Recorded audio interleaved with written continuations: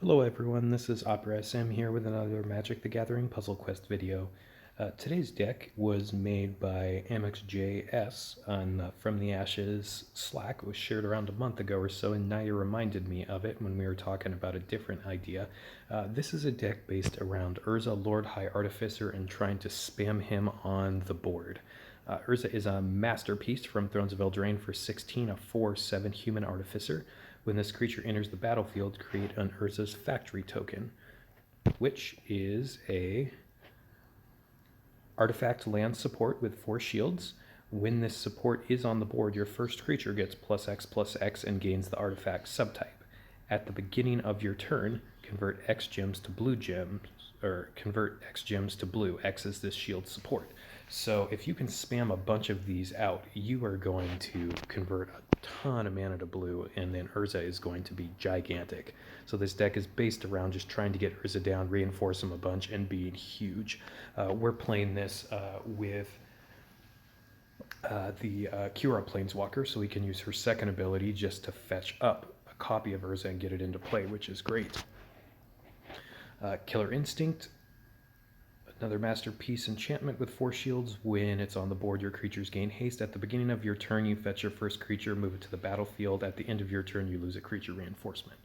So while we're going to lose a reinforcement of Urza every turn, we're going to get a new one into play and get more Urza's factories reinforced and make our guy big and convert even more and more to blue. Along with that, Deadbridge Chant. The beginning of your turn, destroy the top X cards of your library. X is the number of creatures in your graveyard. Then return the first creature from your graveyard to your hand. It gains full shields. This may be a little more of a more card, but with Killer Instinct, it does allow us to just get more Urzas onto the battlefield. Also, if they kill our Urza, we can just keep bringing them back. So this gives us some resiliency. Quasi-Duplicant for 11, a spell that copies target creature you control. It gains full mana. So we get to copy our Urza, and again, making more Urza Factor shields, and it has Jumpstart. So we can exile cards in our hand that we don't need anymore to get another copy of that afterwards. So this will actually get us 2 copies of Urza. Moving on, Once Upon a Time, another thing that can fetch your first creature or land in your deck, and with Overflow, if it's the 5th or 6th card you draw, fetch the first creature or land in your library. It gains 6 mana. So this will gain us Urzas, but it can also gain us the 1 land in this deck, Gemstone Mine. That's a masterpiece land support for 10. At the beginning of your turn, convert 3 gems to loyalty gems, and then if this support is reinforced 2 or more times, convert 4 gems to your Planeswalker's colors instead. So it can be an efficient converter, getting 4 pretty quickly, but the more important thing is with the Overflow ability, reinforce a land support you control. If you remember, the Urza's Factory token was an artifact land. So we can use this. It's a really cool way we can use it to, when we draw overflowed copies of this, to reinforce our Urza's Factory. Along those lines, Death Sprout will fetch up a copy of our first land and give it full mana, and it can also serve as creature destruction there. High Alert is just great in that it can give our creatures vigilance and defense, and then when it attacks, our creatures get +X/+, where X is their toughness, so this will, pretty much double the power-ish of, even more than that, of our Urza, since it's a 4/7. So. And then last 2 cards, Court of Calling to fetch up our Urza. And then Muyonling, which when our Vanguard, when you convert 2 or more gems to blue, draw a card and it gains 3 mana. So we can use this as a card advantage source when we're converting a whole bunch of gems to blue. We can +2 it every turn, so hopefully it won't die, and make our opposing creature get -4/-0 and lose flying. And then the ultimate, I think, creates a flying token thing. We're probably not going to use it much. I think it's mainly in there for its static ability. So let's go ahead and give this deck a try in Training Grounds. This is going to be my first time playing it, but again, Nair and I were talking about some fun ideas in a direct message, and he brought up this deck, which I have not played a whole lot with Urza because it took me a while to acquire the card, but it looks very powerful. I think people also mentioned that previously it was, if you were going to convert more gems to blue than there were spaces on the board, that it would sometimes freeze up the game. So I think hopefully that was supposed to be fixed with the 4.1 update along with the finales. I'm not positive, but we'll see. And we'll see if we can get the game to crash too. We can do a test, and this looks like a deck to test it because we should be reinforcing a bunch of Urzas and thus Urza's factories.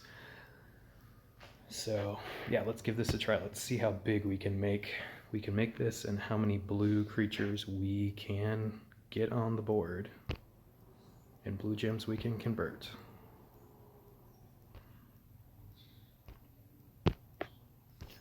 All right, so first things first, I think we just want to get an Urza on the board, and then we're going to quasi-duplicate it. So let's see, for our matches, what we can do. We can get a green match on the top. We can get a blue match into a red match, which could maybe also get a green match on top. That's looking like our front runner right here. I think that's probably what we're going to take, but we're going to do another double check here. If there's anything better, we could get a blue into a red on top a different way. I'm not sure if one's better than the other, but I'm just going to go ahead and... Oh no, actually the top one is better because it will get us the red and the loyalty. Great. All right, we're on the board. Our guy's buffed up. I'm going to start making copies of him. All right, great. So we converted stuff to blue, which gave us a match 5, which is wonderful. So we're going to go ahead and copy it with quasi-duplicate. We got another match 5. Then we'll go ahead and once upon a time to grab another copy of our guy. Oh, that was an incorrect play by me there. If you go back and watch the video, I had a second match 5 up in the upper left corner. What I should have done is done the top match 5 first, could have got an extra swap and some additional loyalty, and then I should have taken the match 5 at the bottom. So I did not take time to look for the better play. I saw match 5 and I should have just looked for the better play. So always look for the better play. All right, let's see. We can just get another copy of Urza here, fetching one, which is pretty cool. And we'll start charging up this other Urza here. So let's see. We have...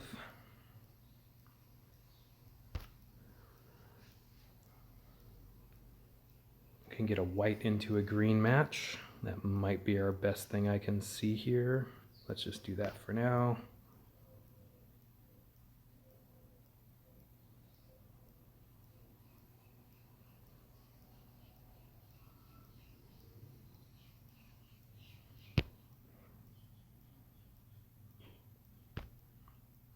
Great, so converting a bunch of stuff to blue. And we're going to get High Alert into play to make our stuff even bigger. Let's see.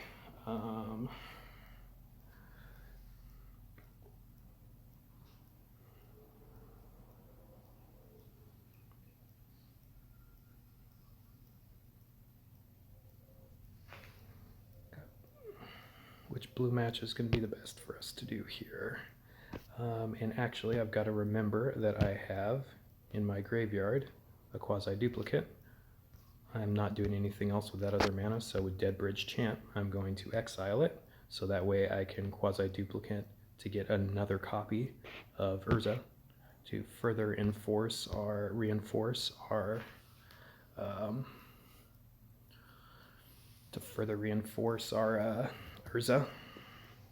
Urza's factory token. Excuse me. All right. And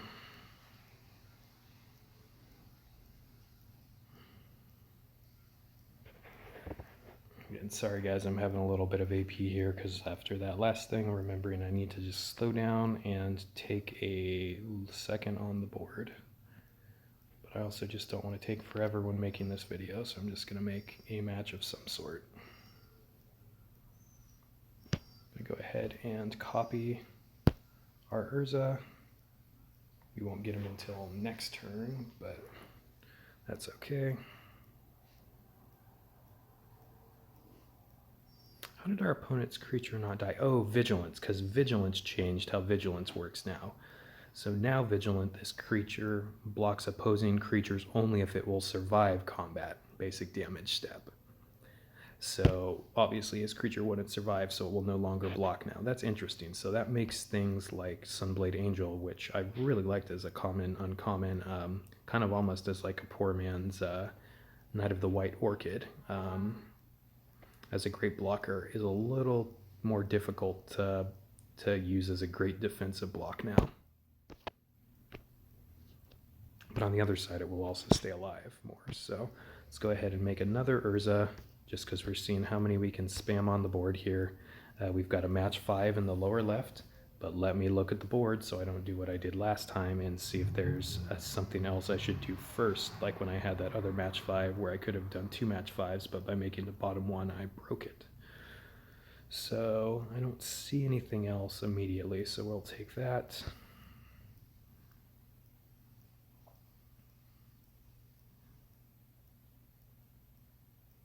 And I probably also should have just put this Chord of Calling one above the other enchantment. Oh no, it does let me cast it. I was wondering if it would let me cast the creature or not that turn. But great, now it looks like we should be able to just swing for the win here with a giant reinforced Urza.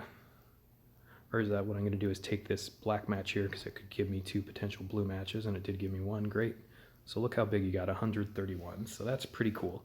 Thanks AmoX.JS for that cool deck. I'm glad it got brought back up to my attention.